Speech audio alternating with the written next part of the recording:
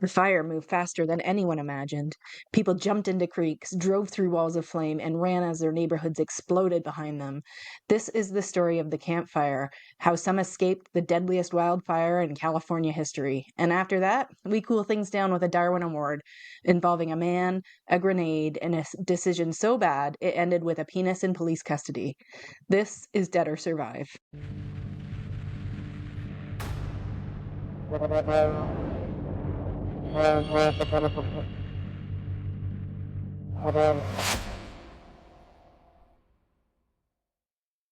Hello, everybody, and welcome to Dead or Survive. I am your host, Rob Riches. And I'm your other host, Cheryl Riches.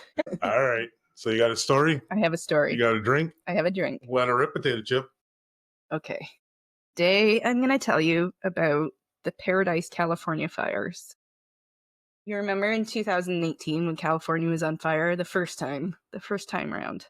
Has California ever stopped burning? Well, I think this was in fact, I know it was because of the research. In this one, it was the biggest, baddest forest fire that they'd ever had in 2018.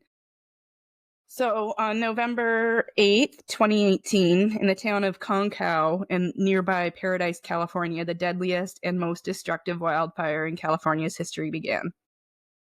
Yeah, and how did it start? We'll get there. Oh, you actually know. I do know. It became the most expensive natural disaster in the world in 2018 in terms of insured losses. So in terms of what insurance had to cover, it was the most expensive ever natural disaster. Really? Yeah. Like even bigger than tsunamis and stuff? I guess. Well, just imagine. Tsunamis took out, what did they take out in Japan there? They took out all the factories or whatever, wasn't it? That just tells you the extent of these fires, Yeah. First of all. Secondly, Wow. These are expensive homes, I would imagine. Yeah, I guess. Yeah. The fire was named after the road it began on, and the road name was Camp Creek Road, so it became known as Campfire, which is really confusing when you're trying to look up information on it because you're looking up campfire. Everything pops up, like roasting marshmallows or whatever. Anyways, it was caused by a faulty electric transmission line. Ooh. Yeah. Well, just so you know that if you've done your due diligence and did the story well enough, nobody needs to look it up. That's true. So I don't think they will. I think I did okay here. You guys are going to look it up. Paradise at that time was in the middle of a drought. It typically sees 5 inches of rain by 5 inches of autumn rain by November 12th, but it had only received 1/7 of an inch by that date this year. At 8 a.m., the fire entered the town of Paradise. Several minutes later, the Butte County Fire Department notified. Did you say Butte County? Yeah, it's Butte. Butte? Maybe Butte. I like Butte. I like big butts, but... It notified Paradise dispatchers of their orders to evacuate the entire town. Get out! Run! Yeah, that's part of the problem. However, I'll get there. Most residents of Concow and Paradise were unable to evacuate before the fire arrived because the fire was incredibly fast. The thing is, they all woke up, they saw the smoke, they knew there was a fire in the distance, but that's normal life there. There's always wildfires, there's always forest fires, and unless they're told to worry, they don't worry because it's always going on there, right? So they were told at this point, don't worry, so they weren't. But they do have an emergency alert plan in effect, so it's kind of like an Amber Alert system. So if there's something that they should be worrying about, they'll get notifications on their phone, like a text message or some kind of Siren warning, right? Yeah. Paul Revere on a horse running through the town screaming. Yeah. What they didn't expect that morning was that when everybody got this alert on their phone, everybody was going to try to get out of the town all at once. Yeah, because why would everybody get an alert and then try to leave all at once? You're right. They didn't plan ahead for this. So they didn't think that when they sent out an alarm that everybody would try to leave at once. They thought some people go, fuck it, and just stick around. Right. I can't tell you. That's poor planning. Absolutely poor planning, which is why there's a ton of lawsuits now, but that's part of it. Some people couldn't organize a piss up at the beer store. Yeah, a true story. Naturally, this caused complete chaos on the roads that led out of this valley town. So it's a valley town. There's not very many roads in or out. So Which another reason why maybe you should plan. Right. Oh, we have three ways of getting out. We have 15,000 people, and we're going to tell them to evacuate at once. Right. No problems there. As many of the tens of thousands of inhabitants of Paradise and Megalia, higher up in the hills, all tried to leave at once, it resulted in gridlock. Cars, RVs, and trailers were inching along, but the fire was outpacing them. The trees and homes on either side of the road went up like torches. Some vehicles ran out of gas or caught fire themselves, blocking the way and making the jam even worse. On top of that, the first hours had a string of failures in the emergency alert system.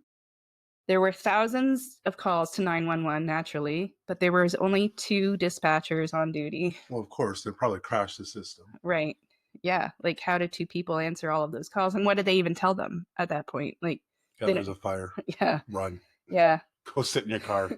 Emergency alerts failed to include 4 at-risk areas of the city for evacuation orders. So 4 of the areas didn't even get the alerts. What? Yeah. Yeah. There were technical errors as emergency alerts failed to reach 94% of residents in some areas. Wow. Yeah.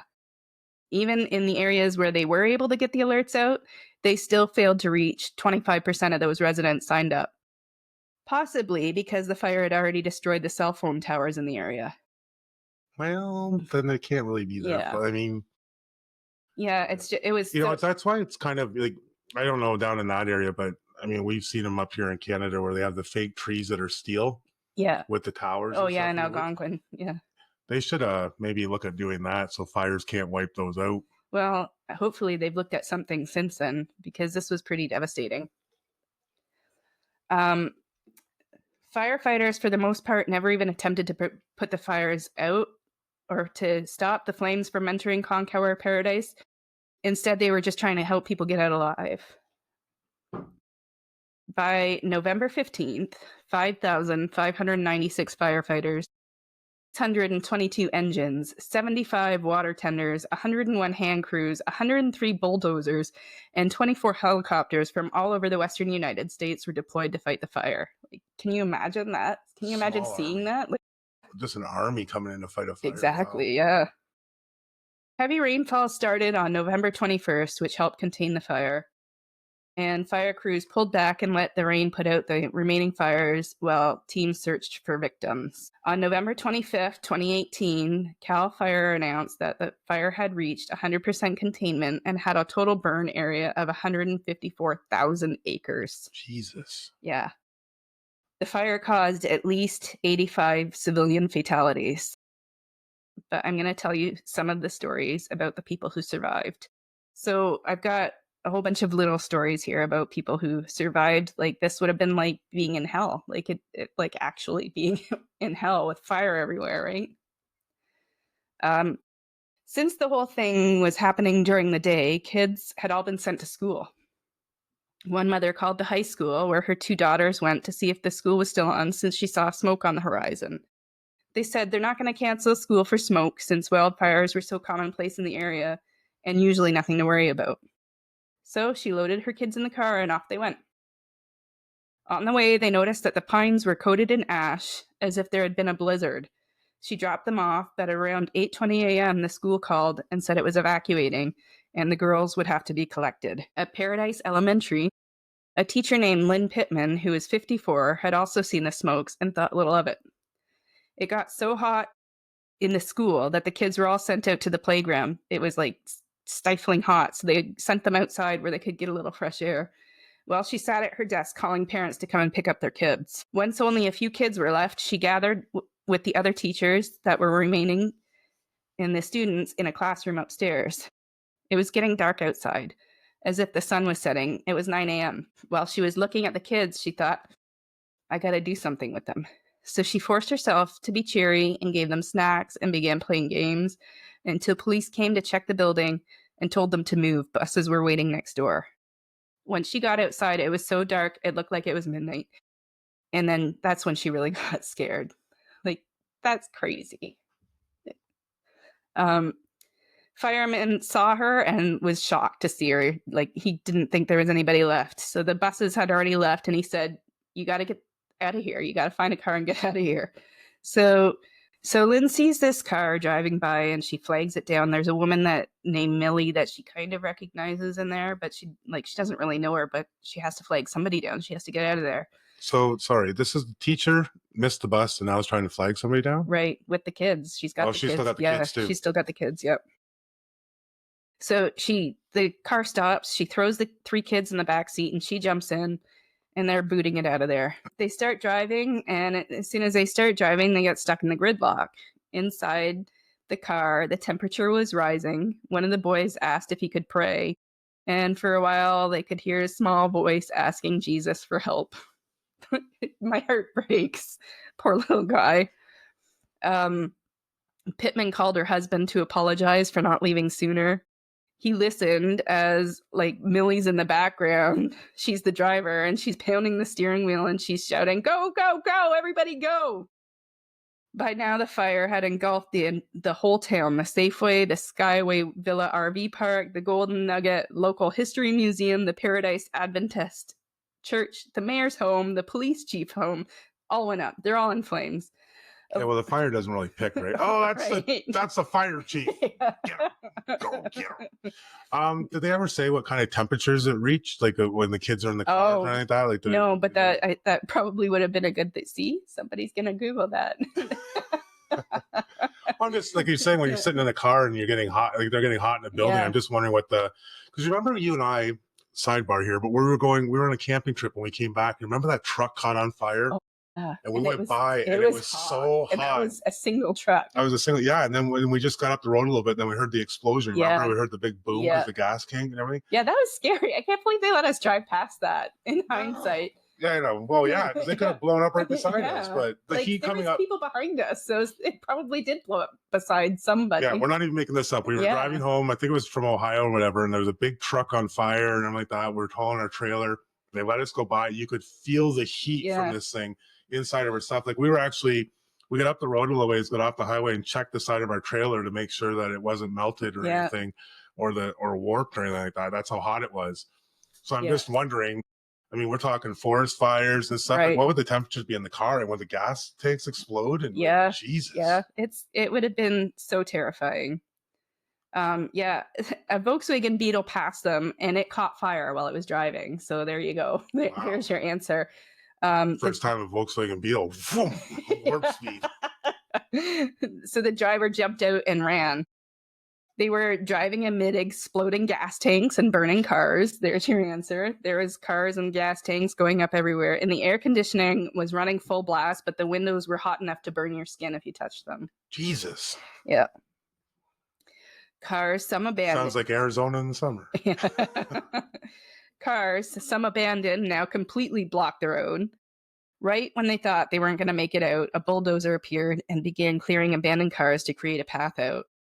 The drive that would usually take 20 minutes took over 3 hours.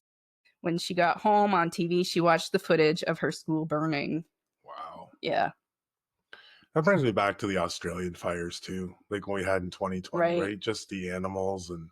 Yeah, that's probably a whole other survival story thing I could do there too. But yeah, it was just, I don't know, probably because it's just the most recent, because you had the forest fires going on, and then you had the COVID, and you had everything. Yeah. 2020 was just a shitty year. It really was a shitty year. That is just starting to end. Yeah, and then I remember, the animals there. I remember them dumping water on. Yeah. On stuff. I remember the steam. It was heartbreaking. The poor little things. So this has got to be, if you're saying this, like they're saying this is a huge natural disaster, like God. Okay, next one. Nicole Jolly was a nurse at a hospital in Paradise, California. Jolly thought her life was over as flames surrounded her car, filling it with smoke. Then she called her husband, and she said, "I called him to say, Nick, I'm going to die, and I'm not going to make it out of here. There's just flames everywhere, and I don't know what to do." And then her husband told her to run. This gives me goosebumps. He said, "Don't die, run. If you're going to die fighting. You have to run." So Nicole did just that. She jumped out of her car. Wait a minute. Whoa. Back up. A woman listened to a man? Yeah. I know, it's surprising. And the woman lived. So there's the moral of that story. Yeah. Just go on to the next one. Carry on, whatever. You shut your face over there. Back to Nicole. Who's listening to her husband? Yes. Good, Nicole. Let's go on with Nicole. She jumped out of her car and she ran. A lack of oxygen, along with ash and hot embers getting into her eyes, made it hard to escape. She closed her eyes, put her hands out in front of her, and she ran. And then as she ran, she ended up running into the back of a fire truck. Her hands touched the back of a fire truck. She got over to the side of the fire truck and knocked on the doors. 2 firemen came out, picked her up, and put her in the fire truck and put a fire blanket on the windows. But the fire truck was stuck too. Like, they were like, okay, you're in here, but we're kind of not out of this. The firefighters said they needed air support or they weren't going to make it. And then out of nowhere, another bulldozer came and cleared a path for the group. The bulldozer people are like the heroes of my story. Yeah, apparently. Yeah. Yeah, they saved so many lives. And then Nicole went to work. When she arrived at work, she and the other nurses had to stay busy helping others. She said, "We didn't think about ourselves and our possession, or the possessions that we just lost." All right. Whitney Vaughn and her husband had just enough. New story. You're quick. She didn't think about any possessions or anything she lost. She just put them together. Whitney. Who's Whitney? This week's story is just jump, jump, jump. All right. All right. Whitney Vaughn and her husband had just enough time to grab a laundry basket of dirty clothes and some pictures before fleeing their home in paradise. Why? Some people, I don't know, sentimental, whatever, just get out, right? But this is what they did. Like, is there something in this house that you need to have? You. Yeah, but other than that, any No. worldly possession, No. The animals. I'd have to save the animals. I couldn't leave them here, right? Like, I'd have to. I would hope that they'd be running with me if I was like, they would hear the panic in my voice and they'd run with me, I hope. But yeah, my fish are dead because I'm not getting them. Well, the fish, yeah, the poor fish. But other than that, I can't think of any worldly possessions. Maybe my Batman. Anyways, they had just fled their home as flames rushed them. On their way out, they saw a man sprinting past their house, carrying a little baby and running as fast as he could. Oof, I don't know. You never find out what happened there. He made it safely with the little baby. I'm sure he did. The couple soon found themselves trapped with other evacuees in standstill traffic as the campfire closed in. The flames were whipping and spreading very quickly. It began to jump the road. There wasn't anywhere to go. People began to panic. In the chaos, one driver backed up and slammed into the front of Vaughn's SUV. Motorists began abandoning their cars, fleeing on foot with their children in tow. Vaughn and her husband escaped before flames could engulf their car, she said. It took more than 3 hours to make it through the gridlock. Do you know what, though? I think if it was me, and I don't know what we do with the animals. I haven't figured that one out yet, but I think I'd be hopping on my motorcycle. I don't think I'd take a car. Yeah, you'd be a lot more maneuverable that way for sure. And in the States, it's legal to go right down the middle of the lane. I don't think anybody would be caring about legalities at that point. Just saying, even if somebody wanted to, but yeah, I think I'd be on the motorcycle. Yeah. Anyways, these two were barely able to stay ahead of it, and Vaughn said multiple times as we followed the flow of cars, we thought the fire was going to kill us. I think it's got to be moving fast, eh? Right. Like, yeah. Fast. Yeah.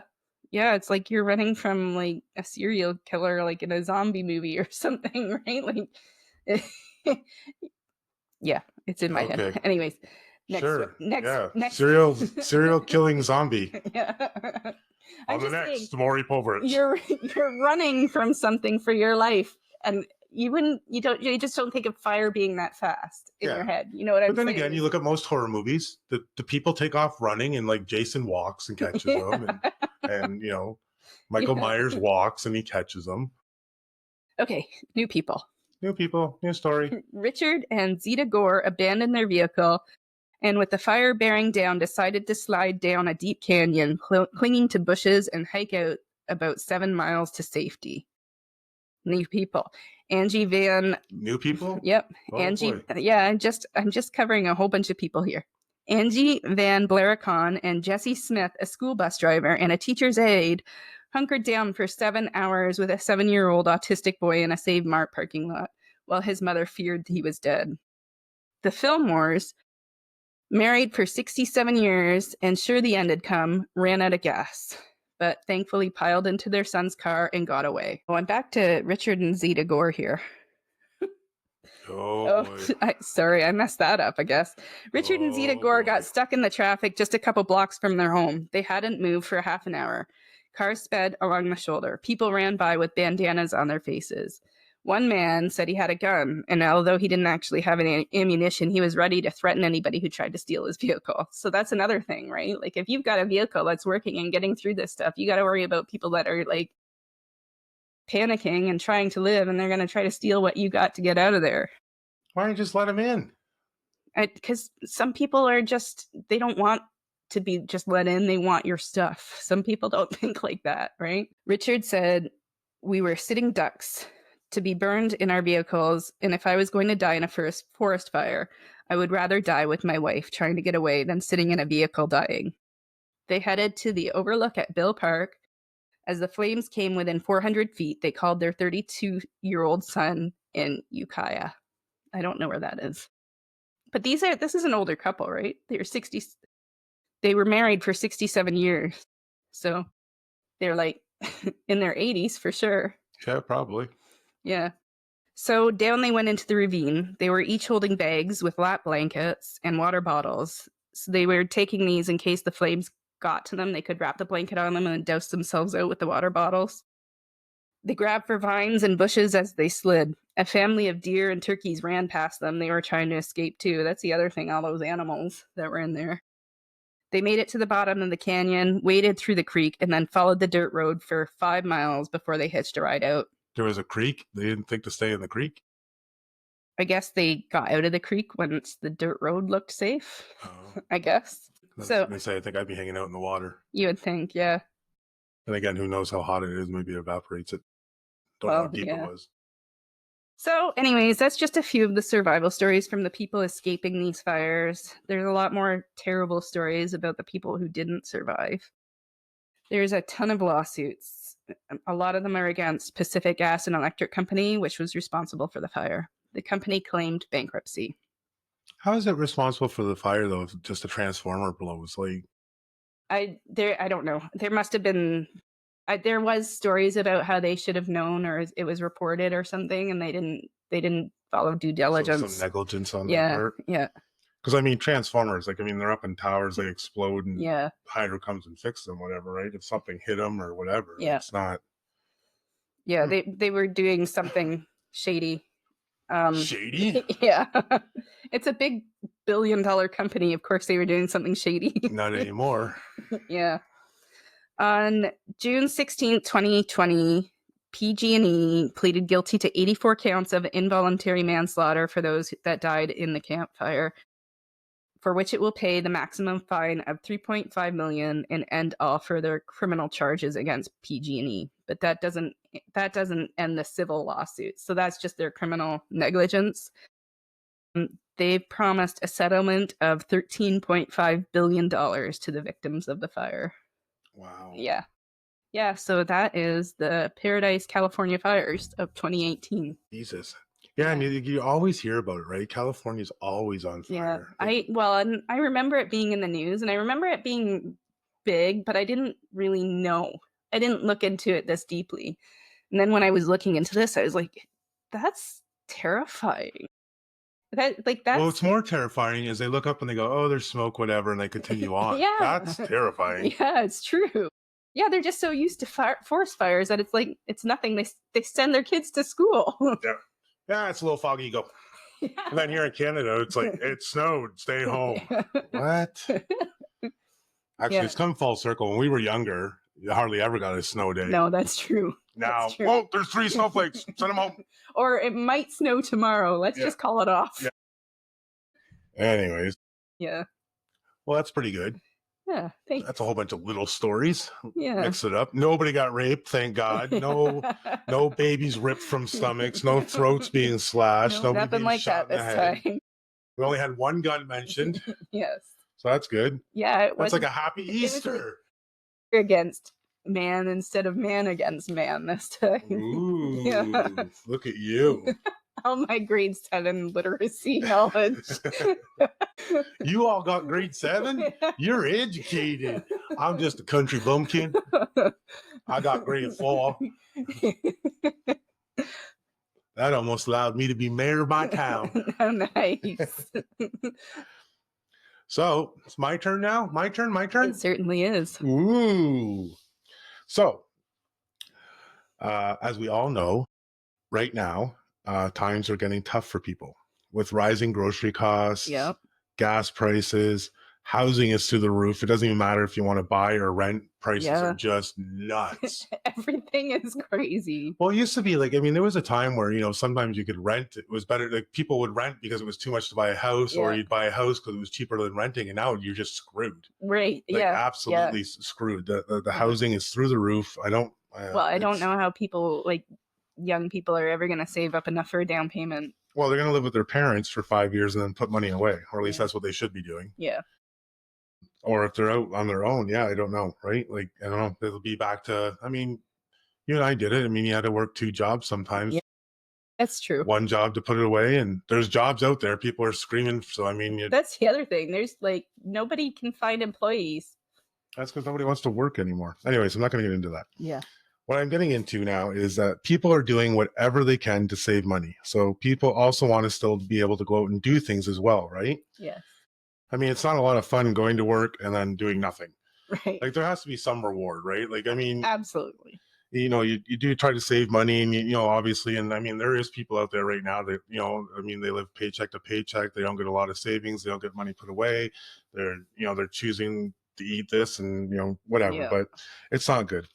You still need to have a life. You still have to have something, right? And parents want their kids to be able to do stuff too. Like, you know, there's parents out there that are, you know, both parents are working. They still want their kids to go out and experience stuff, right? So the way things are right now, it's not helping a whole lot. Well, our Johnny was no different than the rest of the world.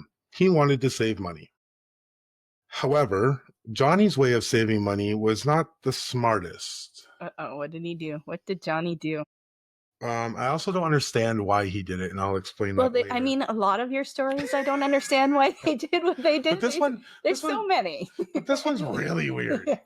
So, Johnny thought he could save some money by using a grenade to create his own fireworks. Why? Okay, so he wanted fireworks. Right.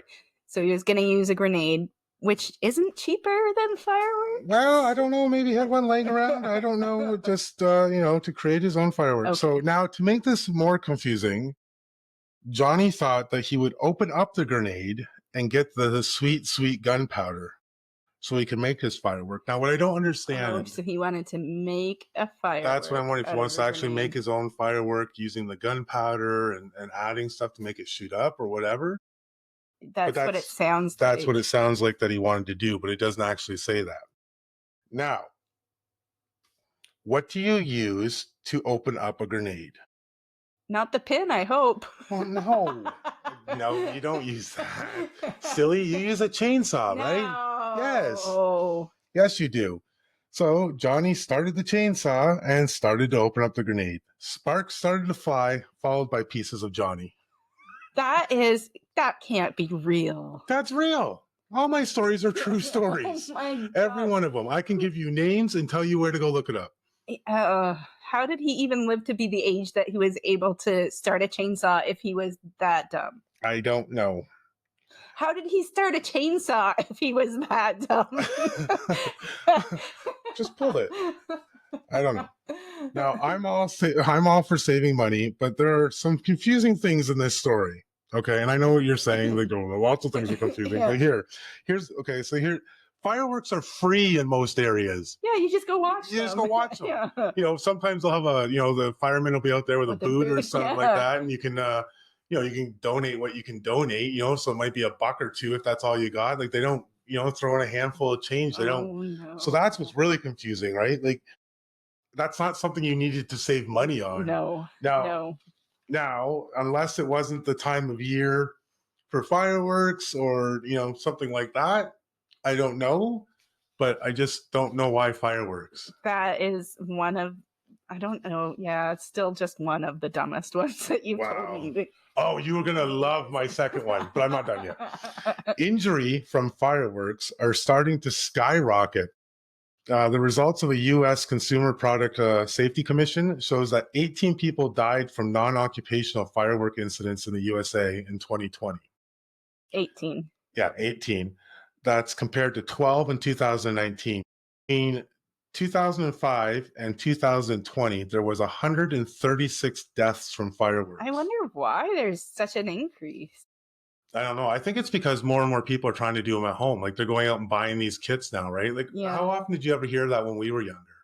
Yeah, not very. Maybe the neighborhood would all pitch in and do like. Yeah, but I'm saying like most of the time you went somewhere and saw fireworks, and now it's almost everybody that's shooting off their own in the backyard. They are everywhere. I mean, do we need to bring up Eddie Stock? I'm surprised nobody's got hurt there, right? Yeah. So 136 deaths.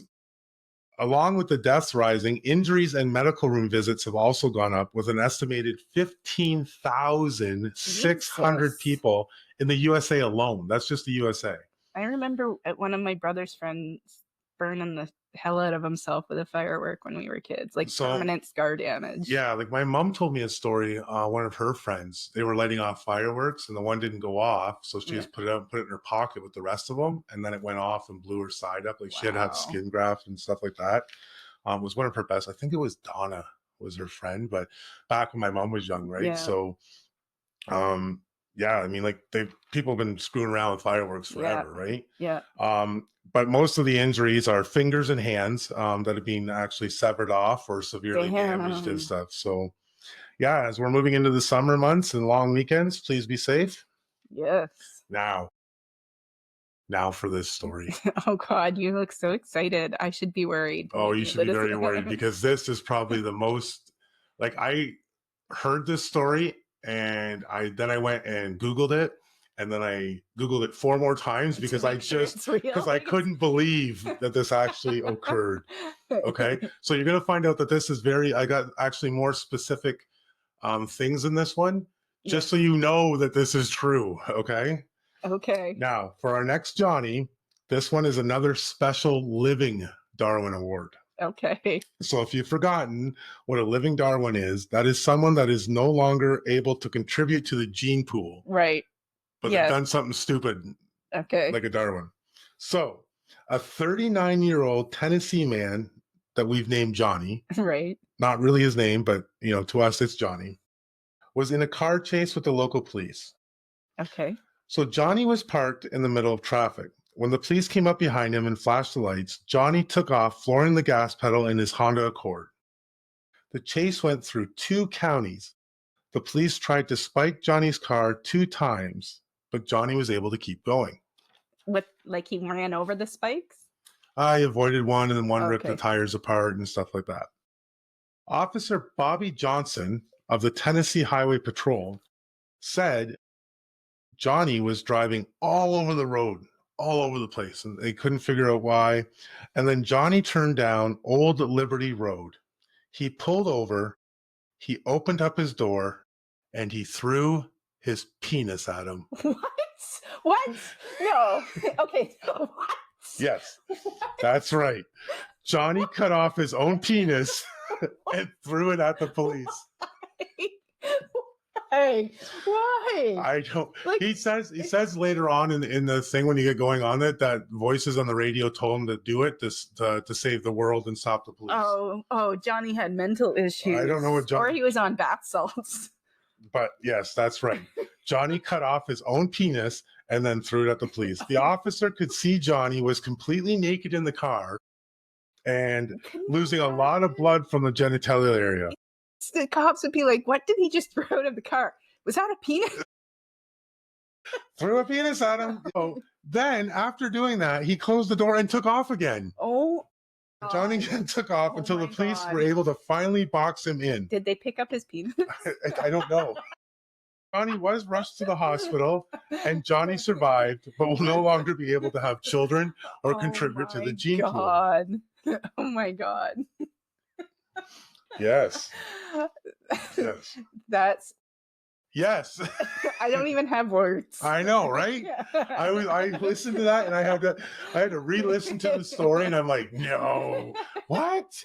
Really? And then I'm like, Googling it. I'm like, oh, Googling again. Fuck. Yeah, that's true. Look at this. It's on 6 different sites. If anybody wants to go read the whole story and find out about it, there's even more detail than what I've given.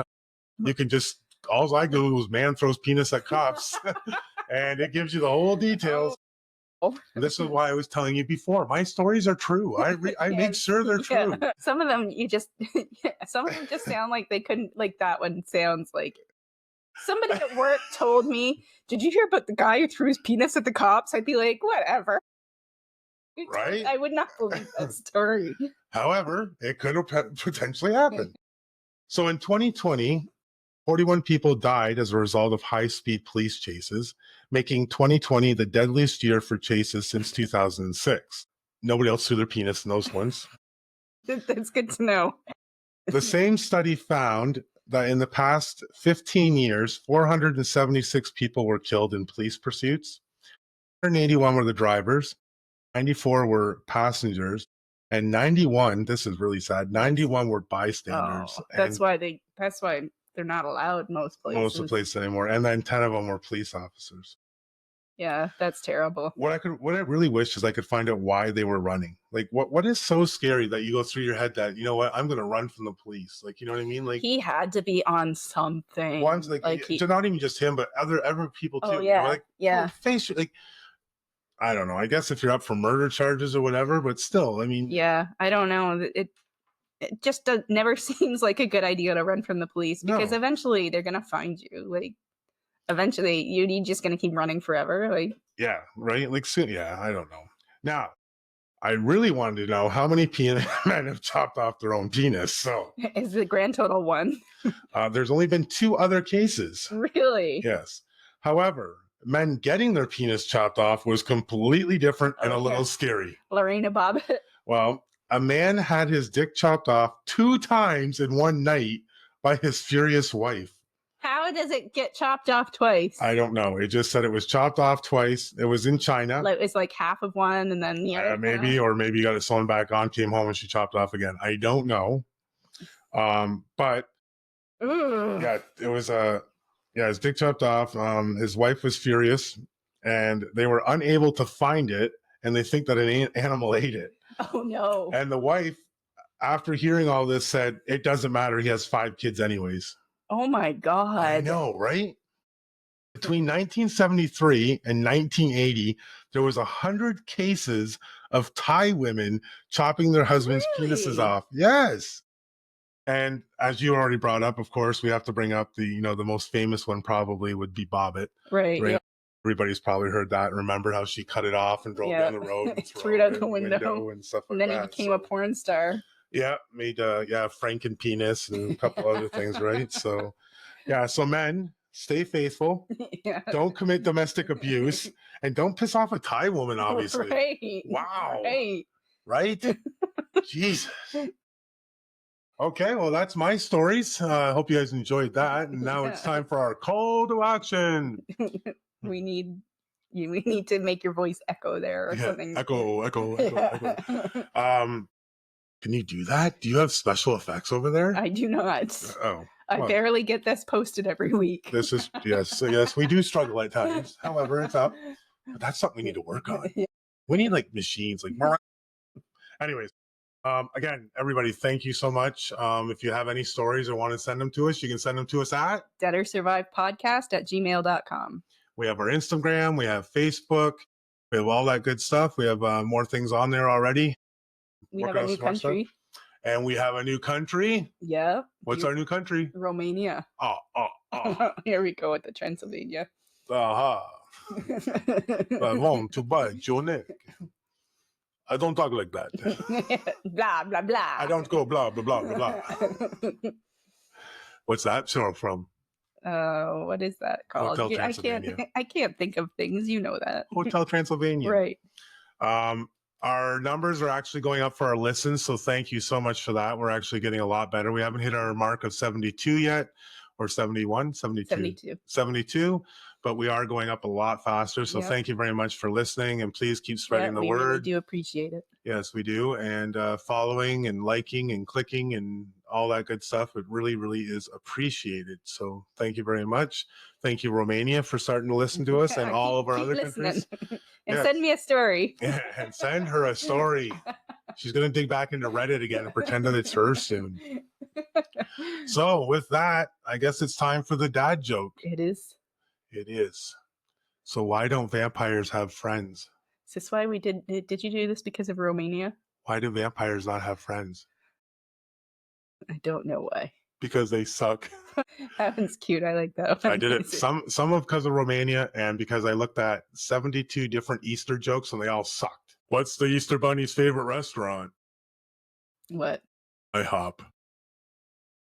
Yeah, I heard all of these on the radio. Yeah, they were on the radio the other day too, right? Like, what's the Easter Bunny's favorite music? I don't remember. Hip hop. Hip hop. Yes. Right. So I went with vampires. Because they're gonna suck the blood out of that bunny. Anyways, everybody, thank you so much for joining us again for Dead or Survive, and have a happy Easter weekend. Yeah, happy Easter, and bye.